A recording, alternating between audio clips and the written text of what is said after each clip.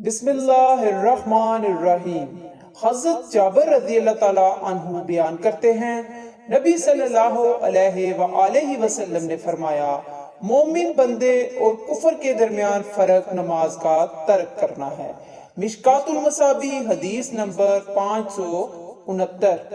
حضرت عبادہ بن صامت رضی اللہ تعالی عنہ بیان کرتے ہیں، رسول اللہ صلی اللہ علیہ وآلہ وسلم نے فرمایا، اللہ تعالیٰ نے 5 نمازیں فرض کی ہیں، جس شخص نے ان کے لیے اچھی طرح وضو کیا، انہیں ان کے وقت پر ادا کیا اور ان کے رکوع و خشوع کو مکمل کیا، تو اللہ کا اس کے لیے عہد ہے کہ وہ اسے معاف فرما دے گا، اور جس نے ایسے نہ کیا تو اس سے اللہ کا کوئی عہد نہیں۔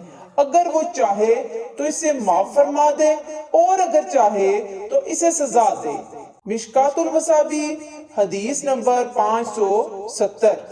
حضرت ابو امامہ رضی اللہ تعالی عنہ بیان کرتے ہیں، رسول اللہ صلی اللہ علیہ وآلہ وسلم نے فرمایا، اپنی 5 فرض نمازیں پڑھو، اپنے ماہ رمضان کے روزے رکھو، اپنے اموال کی زکوٰۃ دو اور امیر کی اطاعت کرو، تو اس طرح تم اپنے رب کی جنت میں داخل ہو جاؤ گے۔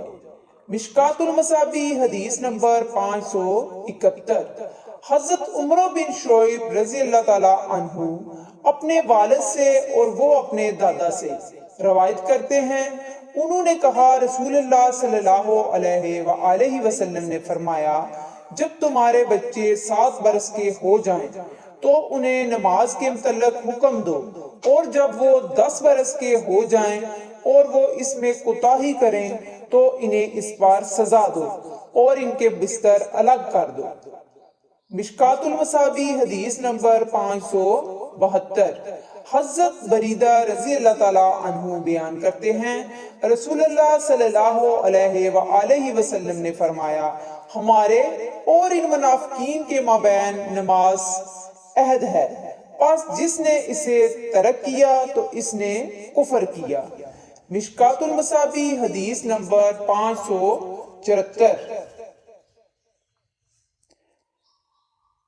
رسول اللہ صلی اللہ علیہ وآلہ وسلم نے ارشاد فرمایا، اللہ اس کے چہرے کو روشن کرے جو حدیث سن کر آگے پہنچائے، صلی اللہ تعالی علیہ وآلہ وسلم۔